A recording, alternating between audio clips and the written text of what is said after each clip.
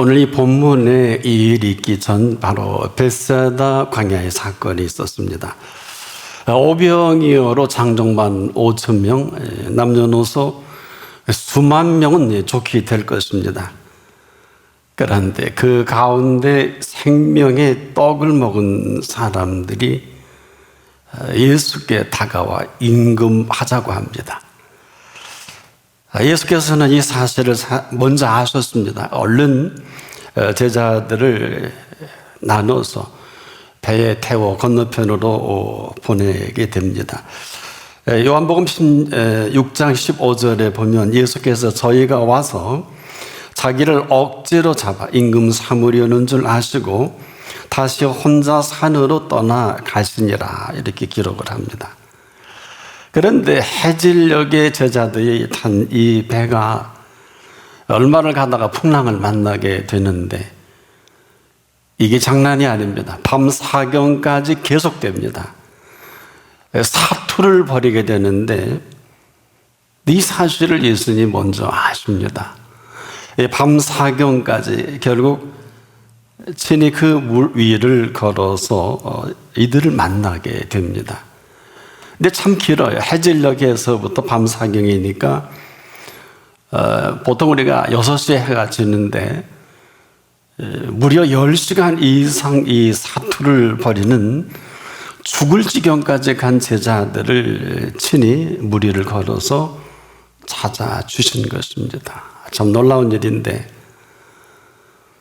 이 사건은 생명의 떡을 먹는다는 것, 즉 우리가 생명의 꼴을 먹는다는 것이 어떤 것인지 이 실체를 적나라하게 드러내며 또 알게 한 이 사건이기도 합니다.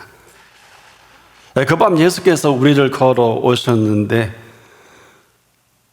얼마나 급하셨으면 그 밤에 무리를 걸어서 제자들을 찾아가셨을까?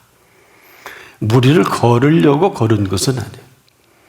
근데 이 사실을 제자들이 보고 유령이라고 하니까 참 어처구니가 없습니다. 그래서 얼른 안심하라, 내니 두려워 말라. 바로 그 음성입니다. 놀랍게도 이걸 제일 먼저 알아들은 베드로가 만일 주여 만일 주시어든 나를 명하사 물 위로 오라 하소서. 즉시 오라고 합니다. 때에 베드로가 배에서 내려와 물 위를 걷게 됩니다. 이 일은 생명의 떡을 배설하신 이후에 어마어마한 비밀이 감춰져 있는 일이기도 합니다. 바로 그 음성은 생명의 떡을 빚어내신 그 음성이기도 합니다. 즉각 베드로에게 생명의 꼴이 되게 하신 그 음성입니다. 자, 우리가 생명의 꼴을 먹는다는 것, 즉 지금도 그 말씀이 들려질 그때 들려진 그 말씀 그대로 살아있는 움직이는 이 실체를 말하고 있습니다. 듣기만 하는 것을 말하지 않습니다. 생명의 꼴은 언제 어느 때나 그냥 그대로 살아있는 생명의 꼴인 사실입니다. 지금도 우리가 대단히 조심해야 되는 것은 기록된 말씀이지만 이 말씀이 오늘 선포가 되면 우리에게 살아 들려지는 음성입니다.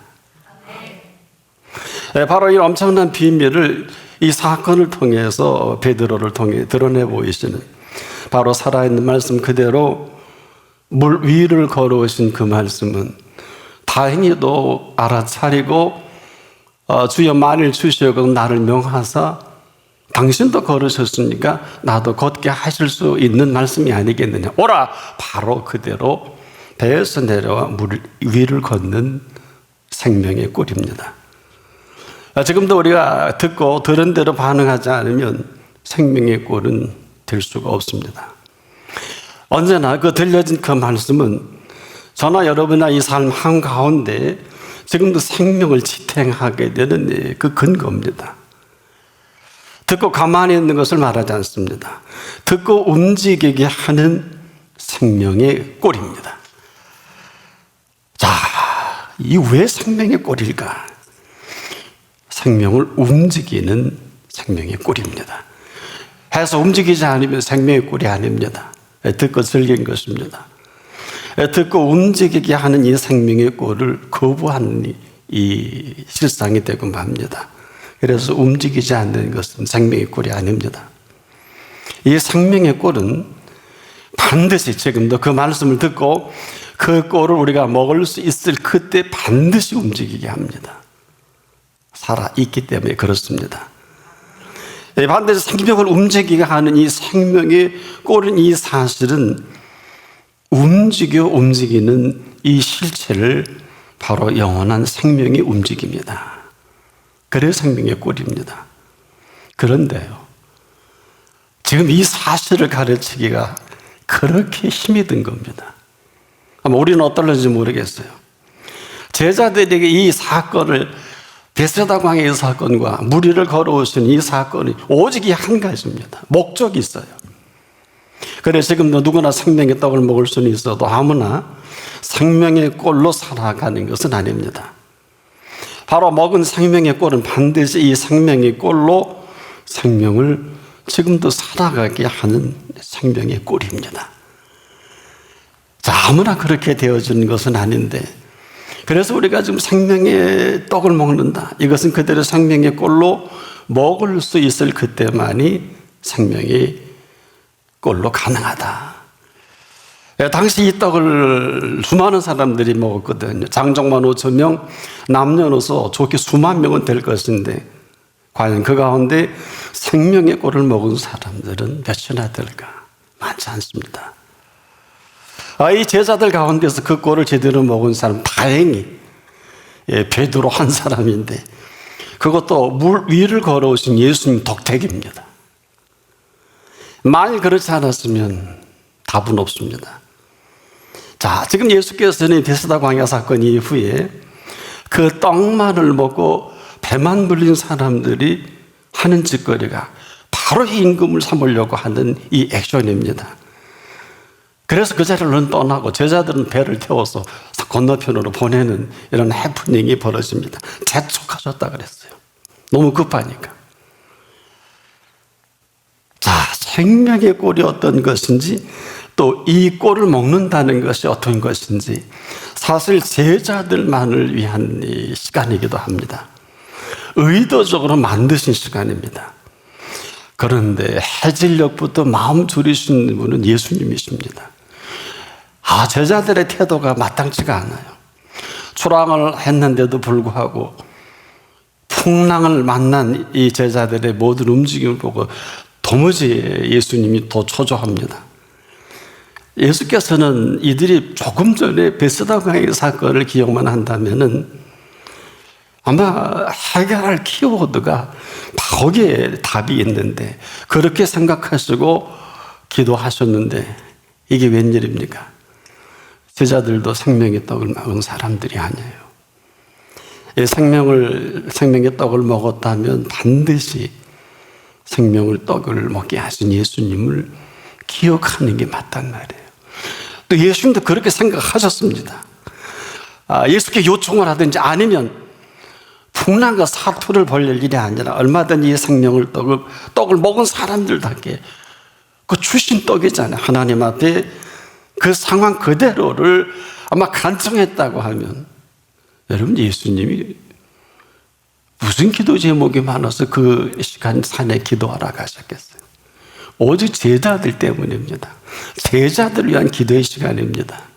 그것도 해질녘부터 밤 사경까지 무려 10시간에서 12시간의 긴 시간, 얼마나 아마 예수님 마음이 아프셨는지 훤히 알고 계십니다.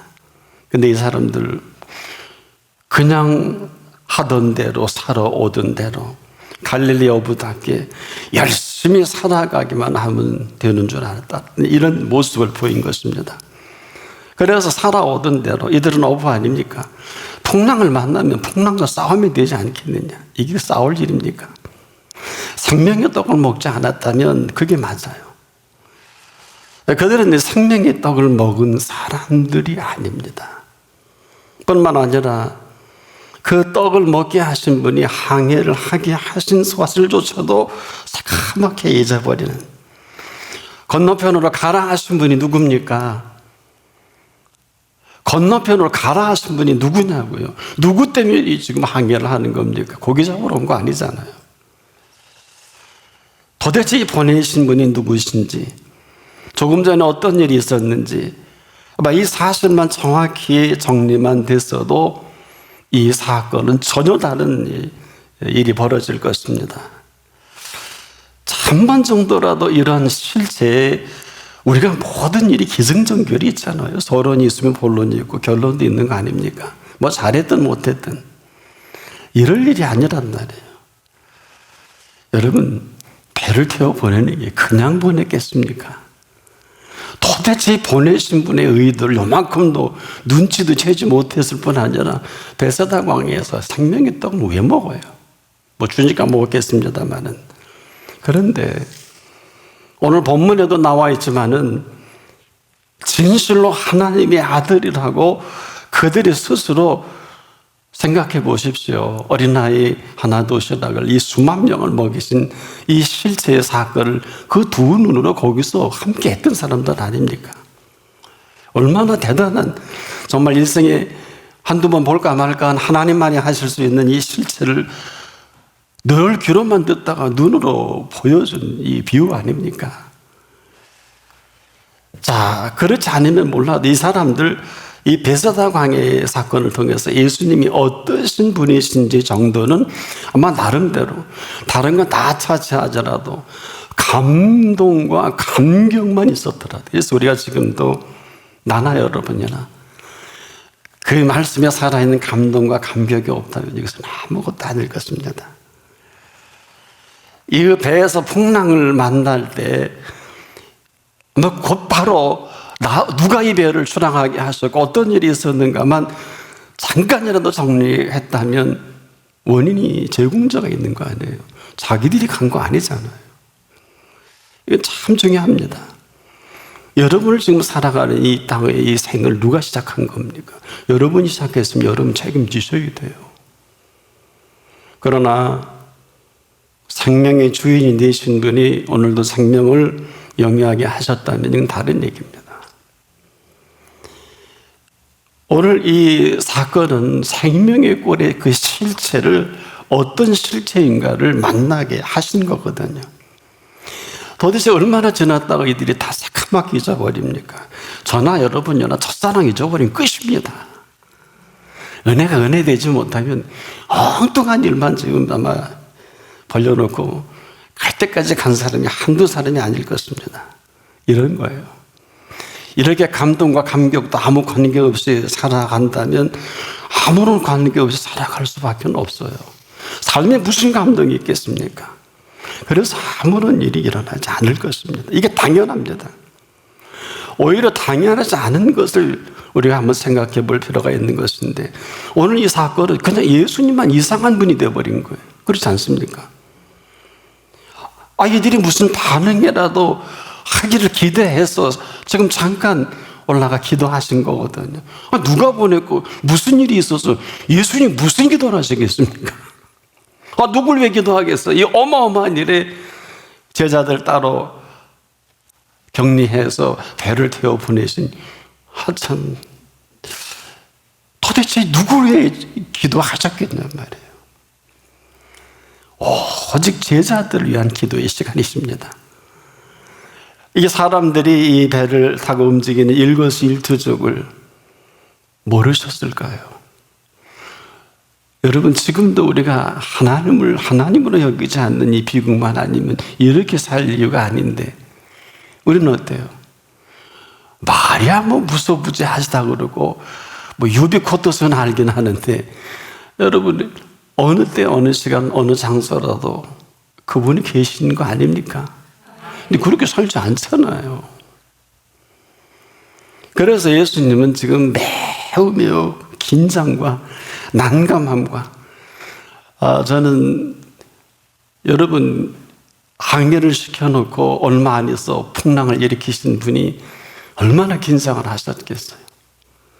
풍랑을 만난 게 아니라 풍랑을 일으키신 분입니다. 왜?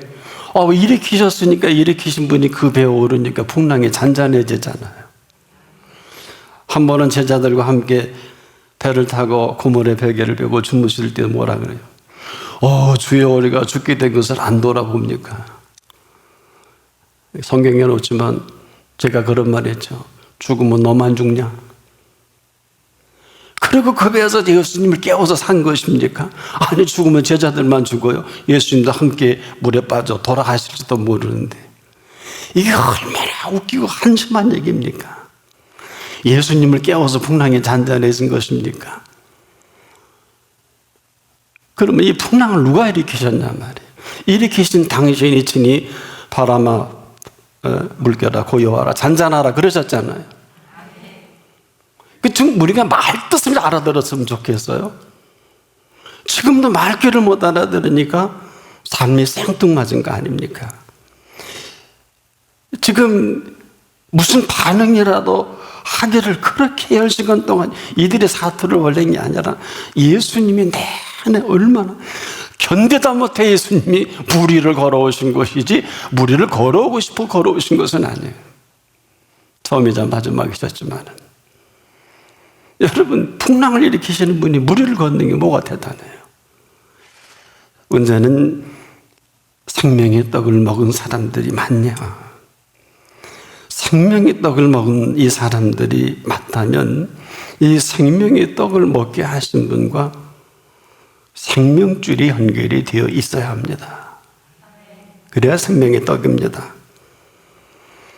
밤이 맞도록 기도하신 예수님은 머쓱하게 만든 거예요. 예수님 뭐가 되겠어요? 꼭 무리를 걸어 오셔야 될까요? 그 밤 사경 그들 때문에 예수님은 물 위를 걸어 제자들을 만나 주신 것입니다. 그런 예수님을 유령으로 본 주제가 그것밖에 안 되는데, 안심하라, 내니 두려워 말라, 이게 사실 할 소리이겠습니까? 근데 다행히도 이 말을 하실 때 베드로가 알아들은 거예요. 그 가운데서도 주여, 만일 주시오든 나를 명하사 물 위로 오라 하소서.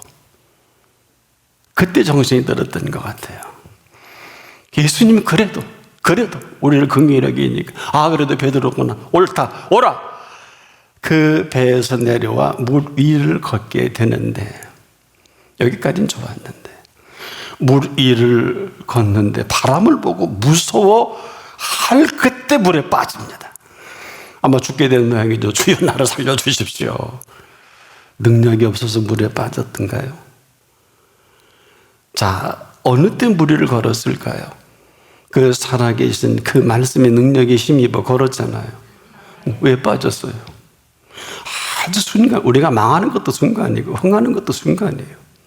사람이 죽는 것도 순간이고 사는 것도 순간이에요. 우리만 몰라요. 이렇게 아무렇게나 칠락팔락 다녀도 괜찮은 줄 어림도 없어. 제가 말씀을 나누는 이 가운데도 어느 사람은 목숨이 끝날 것이고 어떤 사람은 생명이 태어날 것입니다. 능력이 없어서 빠진 게 아니에요.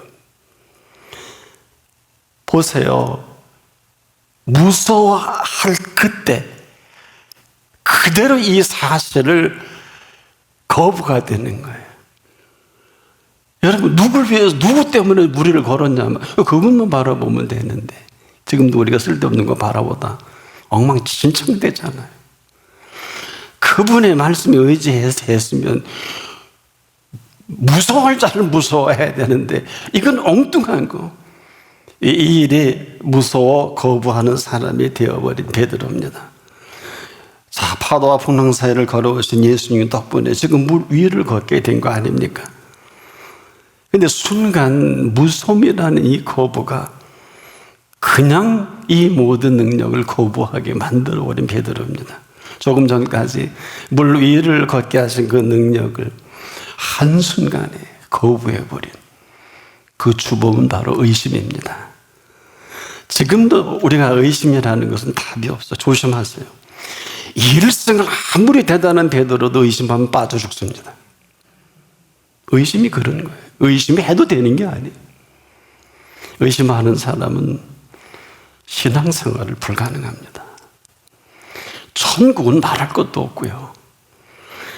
그 그 앞에 두고도 물에 빠진 일이 벌어지는데 여러분 눈에 보이지 않고도 얼마나 많이 빠져, 얼마나 많이 힘들어, 얼마나 많은 어려움을 당합니까? 아마 처음부터 의심했다면 무리를 걸을 수 없겠죠. 주여 만일 주시어든 나를 명하사 물 위로 오라 하소서. 정확합니다. 이렇게 말을 할 그때 물 위로 걸어오라, 이 말씀은 그대로 생명의 떡을 빚어내신 말씀입니다. 기다리신 말씀이에요. 그럼에도 불구하고 그 떡을 먹은 생명의 꼴은 그 말씀이시거든요. 그래서 지금 우리가 예의주시해야 하는 것입니다. 그 말씀을 생명의 꼴로 먹은 이 사실이 거기서 드러나는 거예요, 베드로에게서. 그래서 무리를 걷게 되는 거거든요. 그 근거가 그런 거예요. 자, 그런데 이 사실을 의심한다, 송두리째 무너지게 하는 그 사실이 되고 만 것이죠. 의심이라는 게 이런 거예요. 여러분도 지금 이렇게 듣고 의심하는 자기의 마음인데 그 몫은 일생을 책임져야 돼. 이게 의심이에요. 그래서 이 사실을 베드로도 몰랐어요. 내가 왜 빠지는지도 모르고 살려달라고, 자기가 잘못했으면 살려달라는 말도 못했겠지만은 즉시 그러잖아요. 예수님이 잡으시면 믿음이 적은 자요, 왜 의심했느냐. 깜짝 놀랐을 거예요. 물에 빠져 죽는 상황에서도 아이고 내가 의심했구나. 이게 의심입니다. 말이 믿음이 작은, 그나마 예수님 앞에 있으니까 칭찬하는 믿음이죠. 엄마 예수님 안 계셨으면 죽어야죠. 누가 건져내요? 여러분 예수님 안 계시면 누가 건져내요? 저나 여러분이나 호흡할 수 있으니까 호흡하게 하신 분이 호흡을 걷어내면 끝나겠죠? 그게 인생이에요. 이걸 모르고 무지몽매하게 사는 게 오늘 우리의 현실의 모든 감각일 것입니다. 그런데 놀랍게도 이 의심하는 이 사실을 가장 먼저 아시는 그 아심으로 왜 의심했느냐, 전혀 알지 못하는 이 실체를 그때서야 베드로도 내가 의심해서 이렇게 빠졌으면, 여러분이 망해도 왜 망하는지 모르시죠? 여쭈세요. 이제라도 늦은 거 아니에요. 자식의 문제가 심각하면 네 은혜가 족하다 할 때까지 바울도 자기 즐거 때문에 3번씩 기도했다 그러잖아요. 왜 기도 안 하십니까? 그러니까 답을 할 수 없는 거지 응답이 없는 건 아니에요. 저는 이 본문을 통해서 생명의 꼴의 실체를 이렇게 리얼하게 비유로 보여주시고 실제로 무리를 걸어오시기까지 이 사실을 드러내시는 예수님의 이 모든 프로그램에 손을 들 정도. 대단하다. 믿음이 있는 사실도 먼저 하셔서 무리를 걷게 하시지, 의심하는 사실을 먼저 하셔서 죽을 것 건져내시지, 할 말을 잃어버려요. 아주 극과 극이에요. 우린 지금도 이렇게 살아도 괜찮은 줄 알지만 천부당 만부당일 것입니다. 저는 잘 모르지만 왜 자꾸 예수님 오직 예수, 오직 믿음, 오직 말씀, 왜 그럴까요? 딴 짓을 할까 봐, 딴 거 들어갈까 봐. 오직 예수, 오직 말씀, 오직 성경, 딴 거 들어갈까 봐. 딴 거 들어가니까 빠져 죽잖아요. 한번 내 신앙의 커리어를 자랑하지 말고 내가 목사입네, 내가 장로입네, 권사입네, 내가 수십 년 신앙, 아무것도 아니에요. 덕되게 산 것뿐이죠. 신앙생활은 자랑할 게 없어요. 덕되게 산 시간들입니다. 근데 순간 거부하는 이 거부의 주범이 의심일 줄은 베드로도 몰랐던 사실을 예수님께서 친히 알려주셔서 지금도 우리가 깨어있지 않으면 이렇게 고생할 필요가 없는 거예요. 여러분 지금도 살아계신 아버지 하나님이십니다. 우리가 지금도 온통 오해와 곡해의 늪에서만 빠져나올 수 있다면 상황은 전혀 다른 상황이에요. 그래서 지금도 오해 곡해하는 이것으로 아주 고상한 겁으로 인생 맞추는 사람이 한둘이 아니에요. 고상한 겁이라 그랬어요. 우리는 아니라고 하지만 그분 앞에서는 피할 수가 없어요. 안 통합니다. 여러분 뉘전이라고. 여러분 그런데 오늘도 고마운 것은 저나 여러분이나 다행히 우리의 중심을 보시는 분 앞에서 우리를 불러주신 것은 참 고마운 일이에요. 대단한 일입니다. 세상에 다 아니라 그래도 그럼에도 불구하고 세리와 창기가 예수님하고 부를 때 거절하지 않는 것처럼 오늘도 우리가 허물과 부족이 많아도 그분 앞에 이렇게 오는 이 사실 하나만도 그렇게 기뻐하시네. 이 풍부한 화평으로 그분의 화평으로 인조하게 하신 이 시간입니다. 여러분 이 비밀을 누가 알까요? 여러분이 이 자리에 예배를 드리면서 복받는 게 아니라 그런 분을 지금 미팅하는 시간이에요. 아시긴 하고 믿으세요. 뭐 예배 많이 들어서 그런 게 아니라 그게 지금도 찾으시는 예배입니다. 여러분 능력이 없어서 여러분 질고가 나지 않는 게 아니에요. 평생을 그 질고로 살아도 백수를 누리는 사람이 있어요. 제 선배 목사님도 50이 정말 그 병으로 끝날 뻔한데 뭐 무슨 백수까지 누리더라고요. 근데 병은 그대로 갖고 있어요. 이건 뭘까요? 그분이 하시는 일이죠. 마찬가지예요. 지금도 우리가 우리의 생각대로 우리는 꼭 내가 원하는 대로 이루어져 응답인 줄 아는데 여러분 아무리 돈이 많이 쓸 일이 있어도 많이 주시면 되잖아요. 힘 많이 쓸 일이 힘 주시면 되는 거 아니에요. 계산 잘 하셔야 돼요. 내가 원하는 세모, 네모 이런 하나님이 여러분이 만든 세모에 하나님 들어갈 수 없습니다. 하나님의 이 풍부한 화평이라는 이 비밀은 지금도 이분을 만나면서 시작이 됩니다. 그 사람이 지금도 들려오는 그 말씀의 생명을 꼴을 먹은 사람들일 것입니다. 언제 그 바람을 보고 무서워진 것일까요? 심각하고 또 심각한 것은 알량하게 아무도 모르는 거부가 우리 속에 있을 때 살짝 눈을 감고 살짝 눈길을 돌리고 살짝 고개를 숙이고 아무도 몰라요. 이런 거예요. 요한일서 4장 18절에 사랑 안에는 두려움이 없고 온전한 사랑은 두려움을 내어 쫓나니 두려우면 형벌이 있습니다. 이 실체를 베드로가 경험한 것입니다. 거부해요. 지금도 아주 고상하게 거부하고 있는 분들이 절대 눈 마주치지 않습니다. 절대 강단을 보지 않습니다. 죄송합니다. 내가 지적을 해서. 이 어마어마한 그분이 저 같은 자연인도 보는데 예수님이 여러분의 눈동자만 보고 있어요. 눈길만 보고 있어요. 왜? 여러분의 문제를 여러분보다 더 잘 아십니다. 베드로가 의심하는 줄도 몰랐잖아요. 내 자식이 왜 그 꼴 당하고 부모 때문에 가나안 여자는 떳떳했잖아요. 내 딸이 흉하게 귀신 들렸다고 아주 잘났지 않습니까? 예수님이 계속 거절하잖아요. 캔슬. 이스라엘 잃어버린 양 외에는 내가 보내심 받은 일이 없다. 이스라엘 집에. 그래도 나를 불쌍히 여겨달라고. 그래? 너 날 봐. 자녀의 떡을 취해서 개들에게 던짐이 마땅치 않아. 너 개라는 건데 누가 예수님 그런 말씀 자주 하십니까? 이게 무슨 얘기일까요? 네 딸이 흉하게 귀신 들린 거는 너 때문이야. 네가 개 같은 인생을 사는 것으로 네 딸을 왜 고생시키니? 그런데 이은 깨끗이 인정합니다. 주여 옳습니다. 이게 문제야 지금.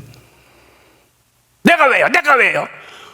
내가 무슨 개입니까? 뭐 예수를 믿고 뭐 윤리도 도덕도 없고 말 막 한다고 이런 상스러운 예수가 어딨냐? 그렇게 할 만한 거 아니에요? 해악이 있어서 그렇지 너 개 같은 여자라 그 얘기인데 이걸 해악을 함께 어우러서 자녀의 떡을 취해서 개에게 던짐이 마땅치 않다. 이렇게 고상하게 표현한 거 아니에요? 너 개야? 나 너하고 상종 안 해.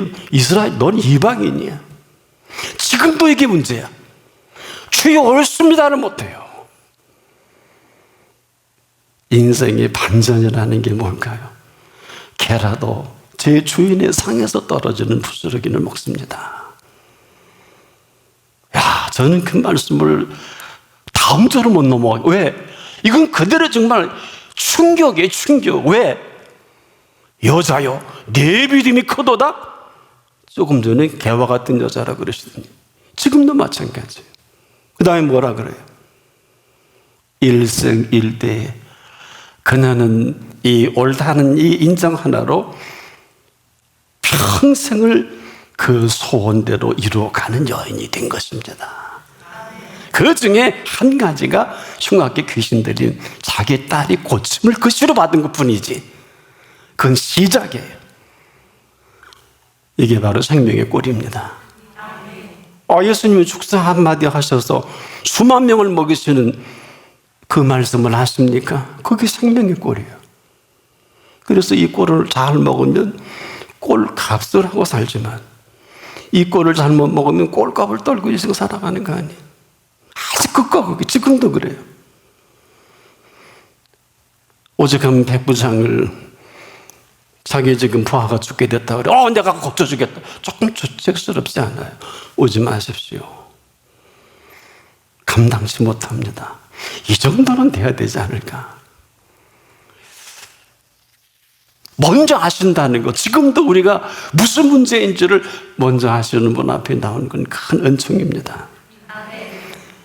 생명의 떡은요, 생명의 그 말씀으로 빚어내신 생명의 떡입니다. 이 떡을 먹을 수 있을 그때만이 생명의 꼴로 시작을 하는데, 떡만 먹고 배만 부른 사람은 예수를 임금 삼고 출세해요. 자기의 욕망에 사로잡힐 수 있을는지 모르겠는데, 그 떡을 먹고 그 떡을 먹게 하신 그 발 앞을 떠나지 아니하는 그 사람은 그대로 생명의 꼴이 되게 하셔서 그 생명의 꼴로 살아가게 하시는 생명의 꼴입니다. 그래서 주여 만일 주시어도 나를 명하사 물 위로 오라 하소서. 얼마나 좋으셨으면 정말 실망하고 그 밤사게 걸어오셨는데, 이것 봐라. 주여 만일 주시어도 나를 명하사 물 위로 오라 한다.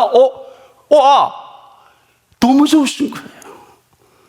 생명의 꼴을 교통이 되는 이 생명의 꼴로 이미 오라 하신 그 말씀으로 생명의 떡으로 수만 명 먹이신 생명의 꼴이잖아요. 얼마나 좋으셨는지 몰라.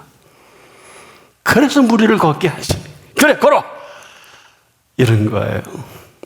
오늘 또 무리를 걷지 마십시오. 예수님이 무리를 걸어오셨기 때문에 베드로도 걸을 수 있다고 생각하고 그런 표현했는데 받아주신 겁니다. 지금도 우리가 무슨 교양이 어떻고 우리가 어떻게 살고 이런 게 중요한 게 아니라, 인생의 이 땅의 삶의 모든 것을 33년 동안 사셨기 때문에 삶에 있어서는 영원한 생명의 비밀로 정말 풍성한 평강으로 기쁘고 즐길 수 있는 삶을 열어놓으신 십자가의 피입니다.